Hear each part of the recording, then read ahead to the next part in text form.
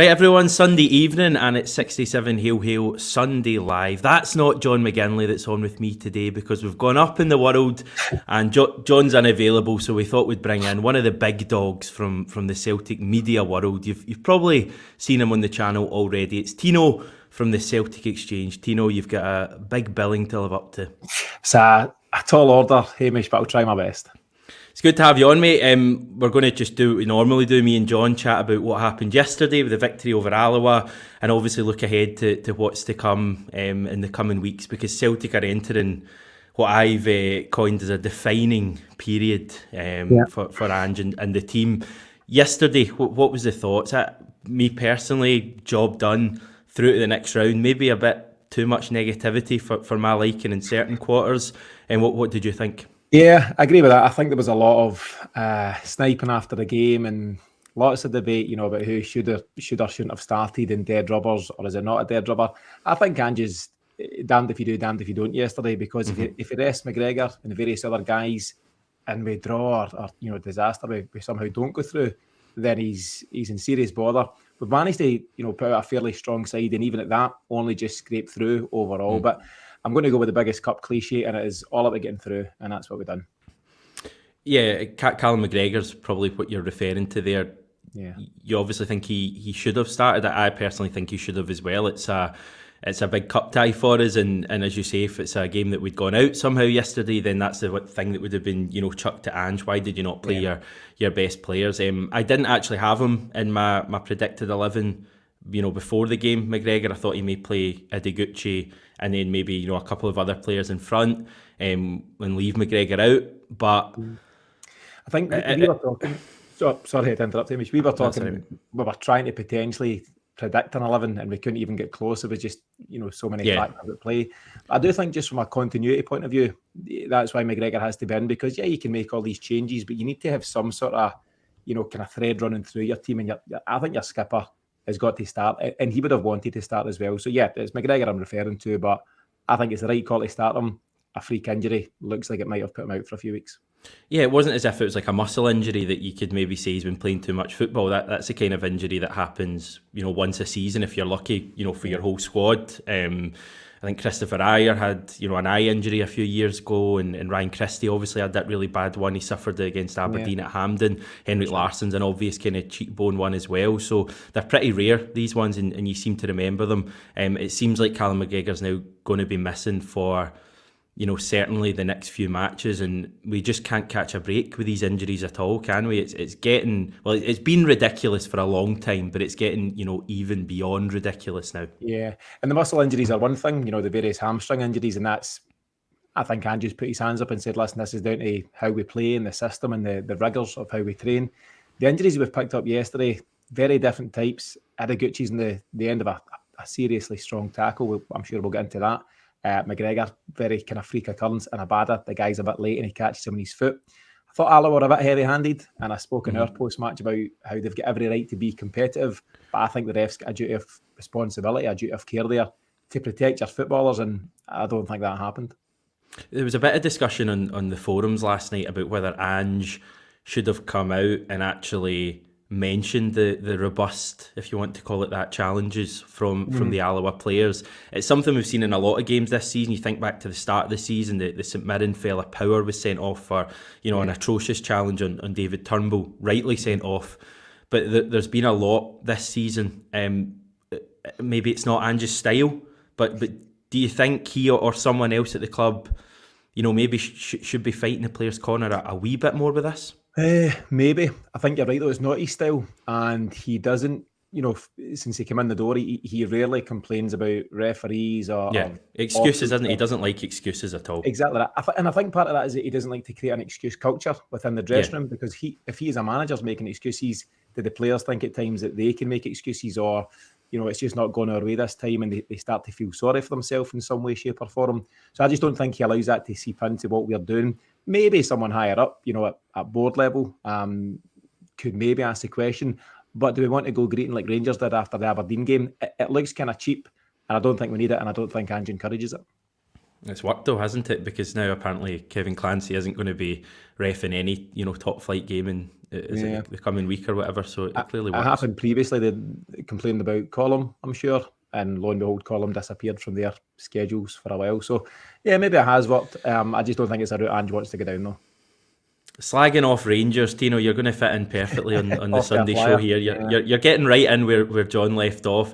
How are you feeling right now about this period we're going into? We'll get the fixtures up because it is, every game that Celtic play matters, but this is a pretty tough run. I mean, you've got 5 games there, over an eighth of the season in the next 14, 15 days or so. And there's 3 really difficult away games there at 3 grounds where we traditionally find it difficult any season. And of course, the small matter of a derby there in the middle. Yeah, it's relentless. It's a real tough run. Out with Hibs, who obviously we faced last Monday, this is the top 6 or 7 in the whole league. So listen, not to complain about that. You've got to play these teams at some stage, but it's a real tough, 6 or 7 fixtures to come back into the new year on.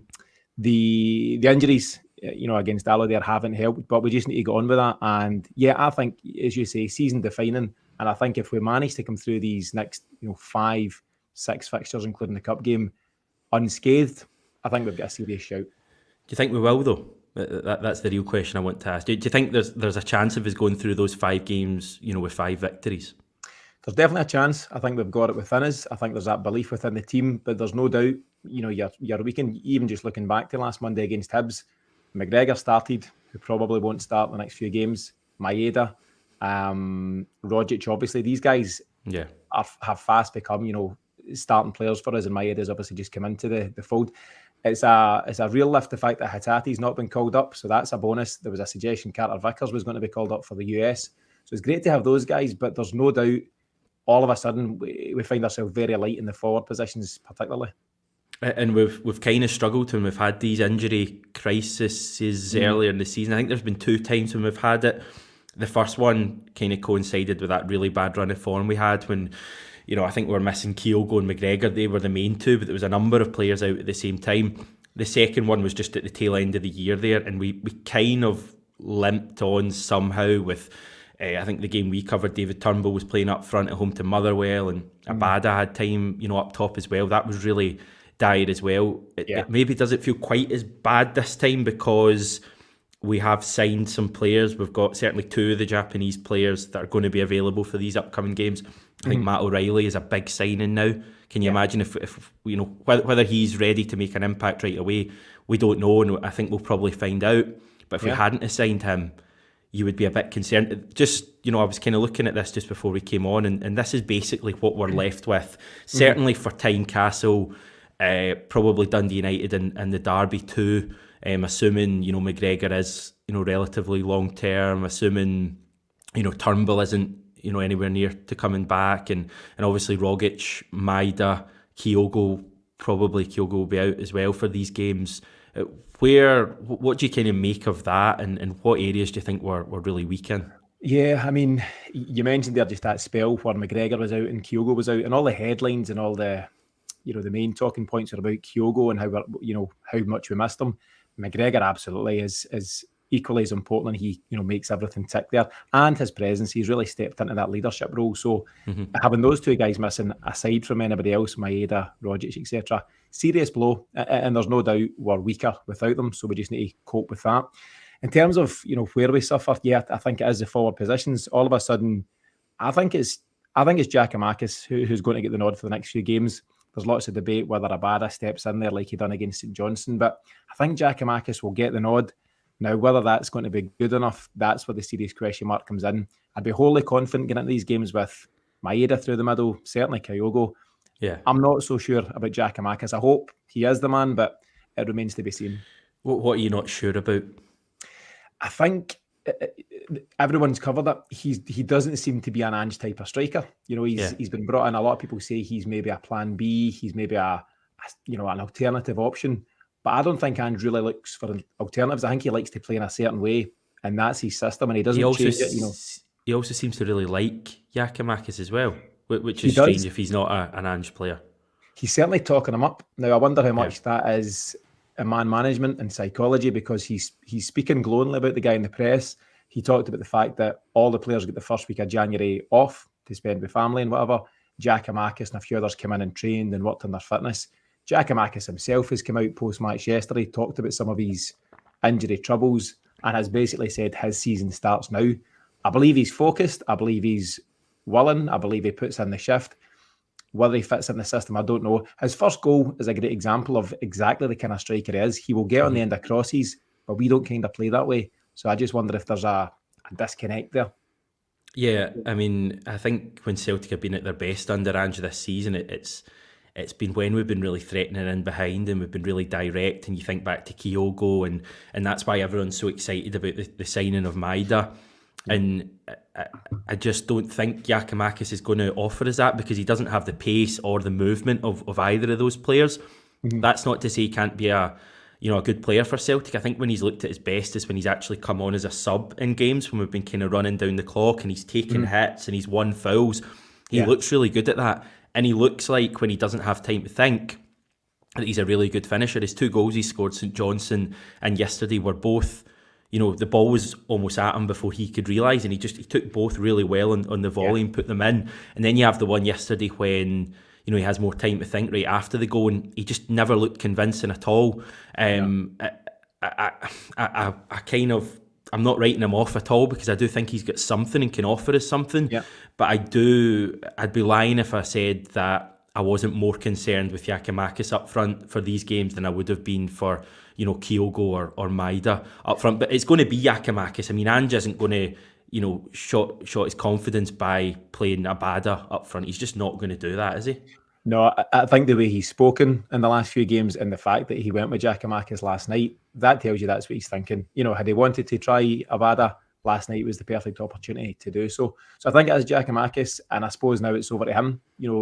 He is hungry. He wants to prove that he belongs here, and he won't get a bigger chance than this. He said he's fit. He said he's ready to go. Let's see how ready. What do you make of this from David Kelly? Giakoumakis needs games. He isn't near match fit. Forrest has done now in 18 months and nobody says a thing about him. This is his chance now. He could be a hero in 2 weeks' time. He could be a hero. Giakoumakis or Forrest? Giakoumakis? Well, hopefully both, but I think Giakoumakis, yeah. Yeah. Anyone who comes in, particularly in the derby game, if you score your instant hero status, if you're going to win the game. So there's the opportunity. But the derby doesn't matter if you don't pick up the points on Wednesday at Tynecastle or Saturday at Tannadice. Against Dundee United at Celtic Park. So the challenge is there. There's a real opportunity, and a couple of goals, like any striker, you score goals, you'll start to believe in yourself more. I mean, he's banged in, I don't know the figure, Hamish, was it 23 or something last season, maybe even more? Yeah. And a few penalties amongst them, don't get me wrong, but the guy knows how to score goals, and he's got another one last night. He's not had a brilliant game, but he's added another goal to his tally. If he can add to that on Wednesday and Saturday, he'll be in great form for the big one next Wednesday. Wednesday at Tynecastle seems like a game for Giakoumakis. I just get that impression that it's. I remember when I did the kind of insight interview before he was signed, the quote that I was given was, he thrives on chaos, and I feel like Wednesday night's going to be a chaotic game at Tynecastle. They usually are, quite frenetic matches, and I think it's going to be very similar. And I think it's the kind of game that Giakoumakis could actually thrive in. We think he'll start. I think we're both pretty certain he'll start on Wednesday. Yeah. What is Ange going to do in this midfield, Tino? Yeah, a lot of this I think will hinge on Iraguchi. I know Stevie, who's often on the show, Stevie from Gigpod, he banging the drum for Beaton. I think that's his call. If Iraguchi's fit, I'd like to go with him. I talked yesterday about James McCarthy. I'm a big fan of James McCarthy. I'm desperate for him to do well. I just don't think he's doing it at the moment, and I don't think he would get the nod. So certainly the defensive midfielder, for me, it'll come between Iraguchi and Beaton, depending on fitness. Flanking them, Hatati's a certainty, and I think Matt O'Reilly might well get the nod. He's playing games. Think he'll start? I think so. I think it's a risk, but he's fit and available and playing. It's not like we've just signed him and he's not had a pre-season or anything like that usually comes with new signings. He's been playing up until I think last week with MK Dons. Yes, it's a tall order. Yes, it's blood and thunder at Tynecastle, but if he's good enough, why not? Yeah, I mean, the reason he didn't play against Alloa was I think his international clearance hadn't gone through in time. So I think if he'd have been available, to play at Alloa yesterday. I think Ange might have, liked to bring him off the bench. I think if O'Reilly isn't ready for whatever reason, if Ange doesn't feel it's time to put him in, you're probably assuming Ideguchi is fit, which I think we're hopeful of. You would probably be playing Beaton maybe with Ideguchi and Hatate in front. Ideguchi a bit more advanced. Yeah. Yeah, and I think he's capable of that. But I think from what I've read since the guys have come in, that he is a 6. That's his more natural position. So it would certainly be a fudging it together to get a decent midfield 3. I mean, where you at? Is Beaton somebody you'd like to see come back in and restored at that base of the midfield? It's really early days with Ideguchi, and I thought his performance yesterday was relatively good. I thought he had a good game. Certainly tidy in possession. It's probably a very tough comparison, but in terms of Ismaila Soro, he's far more comfortable in possession than Ismaila Soro. Takes his time, used the ball well, had some nice passes. My one worry, just from seeing him straight away, and I get that it was his first start. I'd be a little bit concerned about the Hearts midfield being right on top of him in a hostile atmosphere. Is he a little bit slow, or maybe just not quite up to speed enough to put him into such a tough away game? Now, arguably Near Beaton maybe sometimes isn't much better because he can get caught in possession. James McCarthy, you could maybe make the same. So it might be the case of having to pick one of those 3 to hold if McGregor's not there. I would probably want to have Beaton ahead of Ideguchi, to be honest, at the moment. I think there's a lot to be said for knowing what to expect at Tynecastle. So I'm sure Ange, will brief the team and they'll get all the information from the various coaches. But you can't beat, the real life experience of having been to Tynecastle and the atmosphere that it can generate. Beaton knows all about that. Yeah. We're going to cover the more advanced positions, but I think James Forrest might well get the nod over Abada in the wide right position because these guys know what it's all about. And sometimes it takes a wee bit more than just being a decent player to go to Tynecastle. You need to have sometimes a wee bit more about you, and certainly the experience of what to expect. So from that point of view, he may go with Beaton. Ange likes Beaton. He trusts him. He speaks well of him. And yeah, there is a chance, particularly with Gucci having the injury, or at least a hangover from the injury. Beaton may well be the guy that gets a nod. And are you Beaton or are you Ideguchi? Just to clarify, Tino, just to get that in writing. I've been stung too many times by Beaton. So both fit and available, both at 100%, all things equal. I would go with Gucci. So Gucci with O'Reilly, Hatate in front. Yeah, and Hatate's an absolute stick on. He's 100%. I think so. What's everyone else thinking? Give us a wee shout in the comments. What would your midfield 3 be at Tynecastle? I would be probably Beaton with Hatate and probably O'Reilly as well, just because we don't really have many other options, and I think creativity is going to be really important even in that game. It seems like O'Reilly can do a bit of both as well. I think he's a good ball carrier, quite a big guy as well, which I think is important at Tynecastle because they're quite a big team. Yeah, I'm basing my O'Reilly assumptions on a solid 2 minutes 20 seconds of YouTube footage, Hamish. So that's how I operate. But no, I think I've read enough about him and his qualities. He seems extremely highly rated. I talked yesterday about how he gambled on himself career-wise. He got offered a deal at Fulham, could have sat there taking the easy money but not played a lot. He decided to drop a couple of levels to really establish himself as a senior footballer or a pro footballer. And I think he seems to be the kind of guy that could really accelerate his own career at Celtic and then move further afield. But I think Ange's seen a lot in him. I think he's obviously made the move for him. And these are the kind of games you need some guys to come in and unlock defences. So he wouldn't have been, or the ideal choice wouldn't have been to bring him in so soon, perhaps. But no time like the present if he's good enough. Yeah, I agree with that.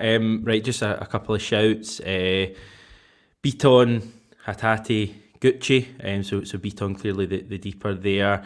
I think that's the same one. Hatate, Beaton, O'Reilly, Hatate, O'Reilly, Gucci. It's kind of just pick 3 and see how it goes. Beaton with Hatate and Gucci. There was a suggestion, I can't remember who from, just in the last 24 hours about potentially Ange going with this double pivot. So 2 defensive midfielders, whether that be Beaton with Ideguchi deeper and then most likely Hatate up ahead. I don't know, Ange tends to go the other way, the inverted triangle with the 1 sitting deep and the 2 more advanced. So that said, he may tweak it slightly given that Tynecastle's such a place to go at times. But I don't think he goes a double pivot, truth be told. I think No. he'll go one defensive midfielder, whoever it may be, and two more advanced.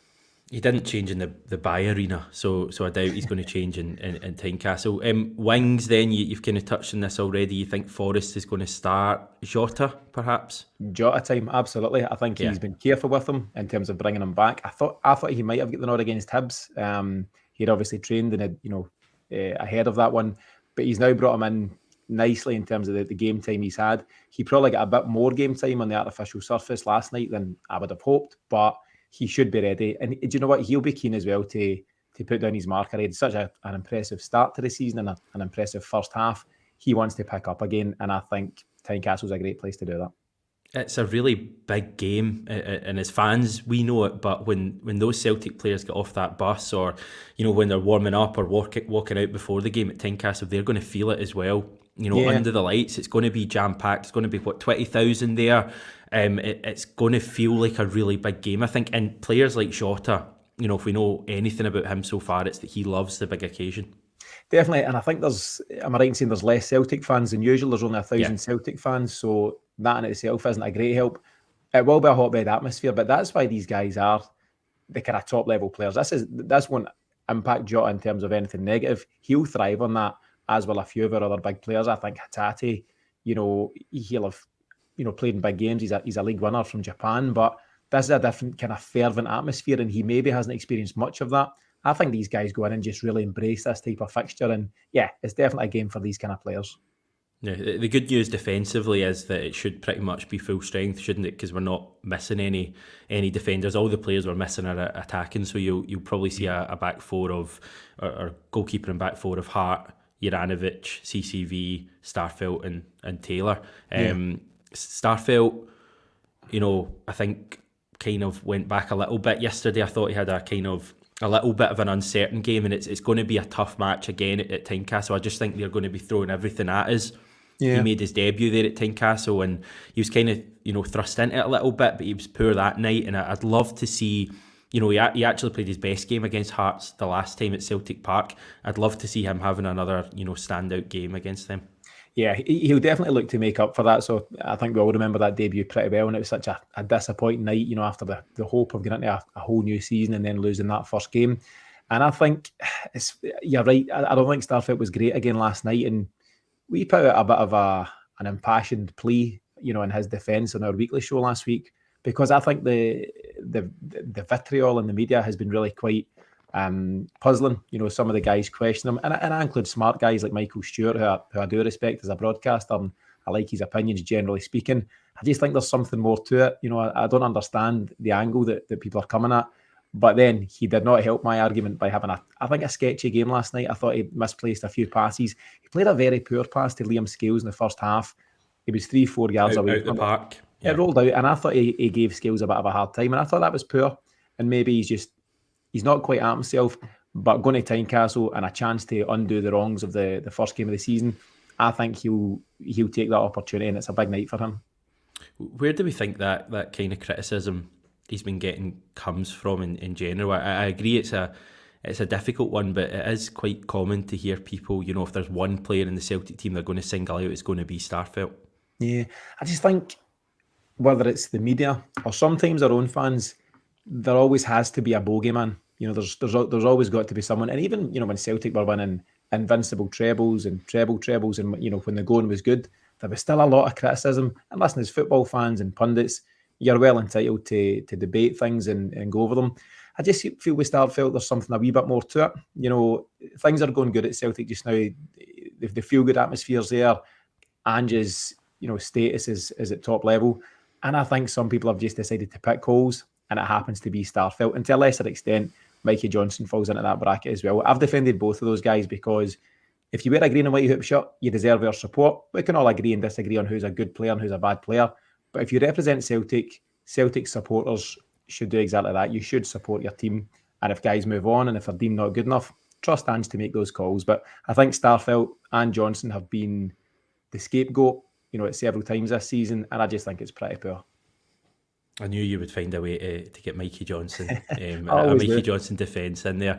I thought it was interesting on Monday. I don't know if you'll agree or even notice this at all, but I noticed a slight change with the Celtic support with regards to Starfelt. I felt there was a bit more backing for Starfelt inside the stadium. A lot of people, really happy to see him, doing things well, rather than what we'd had maybe earlier on in the season with regards to people kind of almost waiting for him to make a mistake. It helped that he had a really good game and he started really aggressively. On Monday against Hibs, we didn't see as much of that yesterday. But there was definitely a change. I just wonder if, the Celtic support have almost, because they hear so many people in the media, being quite negative towards Starfelt, if they almost see that as a sign or a reason to really get behind and defend them. So it's interesting to keep an eye on that going forward. I think it's funny because Celtic fans are criticising, but it's like, we can criticise him, but you can't. Yeah, you can't. He's one of ours, and they've kind of gathered round. It's like when somebody slags your brother, it's all right for you to slag him, but nobody else can do it. And I think there's a wee bit of that's going on with Starfelt. And I think he got a lift from that on Monday night. I thought he had a very good game. He was very aggressive. He was strong in the tackle. He was sliding into challenges and being quite powerful. It's less possible on an artificial surface at Alloa. You could do yourself a real damage by trying to be that aggressive way. And, maybe the circumstances of last night's game didn't quite suit him. But back to Tynecastle, it's a good place to go and play football and be aggressive. And it's a good chance for him to win over some of the doubters. Yeah, I really want to see him being aggressive. First few challenges, really get into Liam Boyce, obviously win the ball, but if you want to leave a wee bit as well, fine with that. And that goes for the whole team. I think, Celtic have had big results under Ange, and we've showed real mettle at times. Ross County away, Pittodrie away, all those games in November, December when we won them by the odd goal. But I still think there's perhaps a little bit of a question sometimes over this Celtic team about when, a team decides to get really physical, can we stand up and deal with it? And when we've not got the captain in the team, you'd maybe be even more concerned. So I really want to see Celtic standing up on Wednesday night and, taking what Hearts throw it is and giving them some back as well. Yeah, a point from last night that I did like was after Gucci was injured. Was it Niang? Was that the player from Alloa? The fact that James McCarthy went and left one on him about 5-10 minutes later. Yeah. I'm not advocating for just, dirty football and leaving the studs or anything like that. It was a very firm challenge. James McCarthy rightfully got booked, but he just picked himself up and jogged on. And he was protecting his teammate, and I think you've got to do that. And protecting your teammate doesn't mean going in and swinging elbows and throwing punches and all that kind of stuff. But when your mate's in trouble, if he's on the other end of a heavy challenge, get around him, get around the offending player, and protect your guy and be part of a team. We didn't see much of that last season at all. That didn't seem to be in the dressing room. But I think this season, with the players available, there's just more of that about. There's more of those types of characters. Carter Vickers would fall into that bracket. Starfelt, Ralston, for example, as well. James McCarthy, absolutely. And I think that's very important as a team to just kind of stick up for your teammates when required. When you're mentioning Ralston there, do you think by that logic he has an argument to start on Wednesday ahead of Juranovic? It's an interesting one. He obviously scored that really good goal at Tynecastle in the first game of the season, albeit it wasn't good enough in the night or wasn't enough to get us any sort of points. But I don't think so. I think he will go with Juranovic and Taylor because it does give a nice balance. And I'm not a fan of Taylor. I'm on record as saying that, but I thought he was very impressive against Hibs. And the ball that he clipped over to Abada, where he won the penalty against Hibs on Monday night, if you give that to a guy at left back, say Juranovic, who's naturally right-footed, by the time he gets out his feet and onto his preferred right foot and then tries to lift it, the chance is gone and the runs past and different things. It just doesn't work as well. So having that balance of a natural right foot at right back, Juranovic, left foot at left back and Taylor, I think Ange likes it. He's got a trustworthy right back backup in Ralston, but I think this is now the balance moving forward. Yeah, I think Ange sees Juranovic as his number one choice right back now, and I think we'll see that going forward. Right, generally, this is the league table, so we've obviously cut the gap to 4 points. Going into all these fixtures that we're chatting about, as I say, we're going to have 5 fixtures over the next couple of weeks. I'm assuming Rangers are going to have the same. I don't think their fixture card is quite as difficult as ours. How are you feeling generally, really generally, about this season at the moment and our chances of winning this title? Well, I think the chat before last midweek was we can't afford to drop any more points, and that was generally, the accepted viewpoint from most fans. We've now got that bonus of Rangers having dropped points at Pittodrie. and maybe that gives you a wee bit of breathing room, i.e. if you go through these 5 fixtures and win 4 and draw 1, that kind of leaves you, well, I was going to say leaves you as you were. It doesn't, of course. You beat Rangers and it gets you 3 points closer to them. So I would accept 4 wins and a draw. The draw has to be against someone other than Rangers. I think that's the way to look at it. And listen, it's a tall order. As I mentioned, they're all top 6 teams. But if you want to win leagues, you've got to win these types of games. So yeah, it's going to be a challenge. But I think this team has shown that they've got, something about them. And I think they're up for this challenge. And I think there's a solid chance that we'll come out of these 5 games in a pretty healthy position. And if you do, you're then getting into mid to late February and whatever else comes after that. You'll certainly come up against far easier fixtures. It's bottom 6 beyond that. And I think a lot of how we fare this season will hinge on this next 4 or 5 games. It's a bizarre kind of title race this time round. I don't know if it's always like this, but you've almost had us starting with a hellish run of away games, Tynecastle, Fir Park, Ibrox, Livingston, all of these. And then it kind of flipped over to them and over December period. I think they had Easter Road, Tynecastle, Pittodrie, and obviously they come to us. That was meant to be in December. And now it's kind of back to us. So it's a bizarre way they're doing it, the fixtures this season. And we just have to keep winning. And if we can go through these games, winning every game, beating them at Celtic Park, we're going to be at the very least 1 point behind them, and it's going to be right on for us to win the league. And I think it's within our grasp as well. I think this Celtic team is really capable. I think it all starts on Wednesday though. I think, if you drop points there, it becomes, really difficult.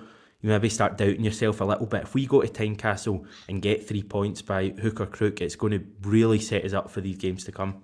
Yeah, and I think, knowing Ange how we know him now, I think he'll just be taking it one game at a time. Of course, they'll have targets internally, and that they'll be working on, a bigger challenge, behind the scenes at Lennoxtown.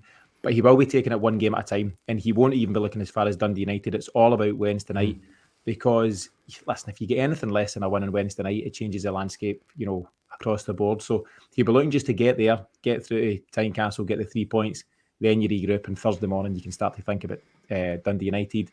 And then on Sunday morning, you can start to think about Rangers after that. So it will be a one game at a time way to look at it. But I think also, last season being such an anomaly for Celtic, we never put pressure on Rangers at any time.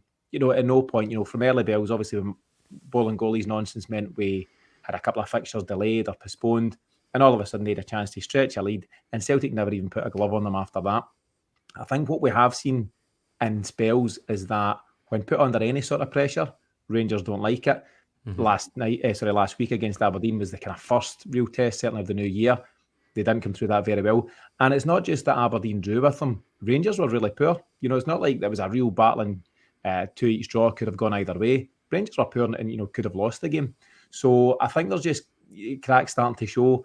I think they got a bounce through Van Bronckhorst coming in the way that most teams do with a new manager. But I wonder if that's now settling down. I thought Van Bronckhorst's comments post-match were quite telling. He wasn't out, snarling and, defiant and all that kind of stuff. He was almost quite accepting of the defeat, which I don't think that's a good thing, and it's not a good way to be for a Celtic or a Rangers manager. So time will tell, how they regroup internally, and their next couple of fixtures before the derby will be interesting as well. But I think if we can manage to get to the derby unscathed, win the 3 points on that day, then there's a serious test of their nerve as well. Looking forward to it though. You're excited about what's to come. I mean, this is what you live for as a Celtic fan, isn't it? Absolutely. We've got Miff on our show who's as big a Celtic fan as you'll meet, but he's got that kind of nervy, I just think that's a tough game, and I would take a draw at Celtic Park against Rangers type look at things. He'll maybe correct me on that, but I think it's why you're in football, or it's why you follow football. You don't get into it with a mapping, you don't get into it with let's see what we get and who knows. I think you go in with a bit of belief, and I think there's no doubt that as supporters we can transmit that belief onto the players as well, and really kind of drive them on to get the result. Cliche, 12th man and all that kind of stuff. But when did we last have a full Celtic Park to cheer them on against Rangers? Well over a year ago, or whatever the timings were, COVID-wise, can't quite remember. But I think by the time that game comes around, the buzz is going to be incredible. And I really do believe we can win. I think it's a blow to lose Kyogo, Maeda, Rogic, no doubt. But there's enough quality elsewhere and enough hunger in the team that I really do believe we can go and get a result there. 2019 was the last time we actually hosted them with a full Celtic pack, the tail end of 2019. So and this is 22. a long time ago. Tino, you're getting plaudits in the chat here from people, so it's probably time to sign off, but the people are enjoying what you're saying. Where, if people want to hear more from you, where can they find you? Yeah, so the Celtic Exchange is our podcast. So we're out weekly. We'll come out on a Tuesday. You'll get that in all the usual places, audio-wise. We're also on YouTube these days as well. We film and record the podcasts. So that's usually out on a Wednesday. So just search the Celtic Exchange on YouTube and you'll find us there. Very professional setup as well, if you don't mind me saying. You film it all, multiple cameras. You can sit and watch it, and you're going to have a rather handsome, lovable Celtic fan on your channel later this week. John couldn't make it though, so I'm doing it instead. Exactly. We tried to get John McGinley, but he said no. So yeah, Hamish, you'll be with us tomorrow. We're recording tomorrow evening. So yeah, looking forward to that. That'll be in the studio and that'll be available audio-wise on Tuesday and YouTube on Wednesday. But yeah, looking forward to you joining us for that one. Excellent. This is a home leg then, and we'll get the return leg tomorrow. Tino, it's been great to have you on. Thanks so much for chatting to me. And let's hope Celtic are about to embark on a really good run of form and some really meaningful games. Thanks everyone for tuning in. Today we're back tomorrow with Jackie McNamara. Speak to you then.